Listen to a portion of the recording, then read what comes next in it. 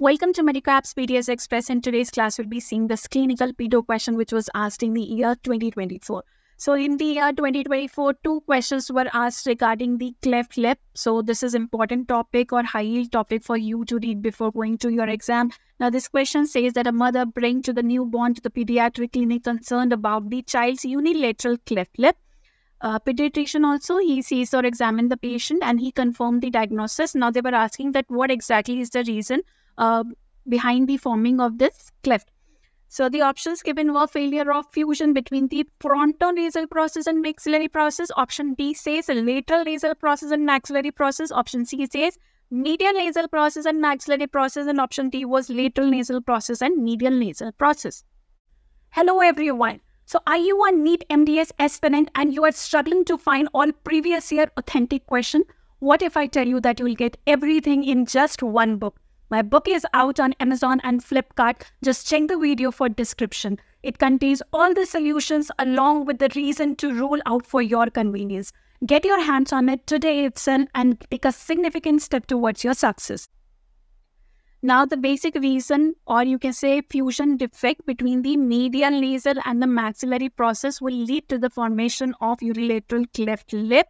So intrauterine life 4th to 7th week, or you can say 4th to 7th week of gestation is the age in which if there is any disturbance that will lead to the cleft. So medial nasal process and your maxillary process, if there is any defective fusion, it will lead to the formation of cleft. Now this cleft, either it could be incomplete, just a notching of the lip, or it could be unilateral complete, or it could be bilateral. The chances that it is unilateral is more as compared to the bilateral, and similar question was asked and we have even discussed that question. You can just check that question. In that question, it was asking that which side cleft is more common, right side or left side, and we have discussed that question. You can check that question. Now, environmental factor or genetic factor plays the important role in the pathophysiology of the, you can say, lateral nasal process and medial nasal process and maxillary process fusion defect. Either the parent, they are having cleft, that's why this child is also having cleft. Other than that, environmental factors like you can say if the mother is the smoker or any nutritional deficiency is there, which will lead to the formation of these cleft. Now, these medial nasal process that will this will give rise to the middle part of the, you can say, face. So this nose, nostril, and this filtrum region, all those they are given by the medial nasal process, and the lateral nasal process that contributes to the upper lip, cheek, and all those things. So if there is any fusion defect, it will appear like this.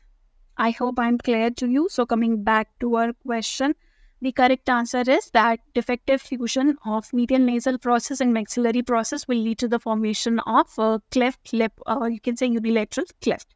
Thank you.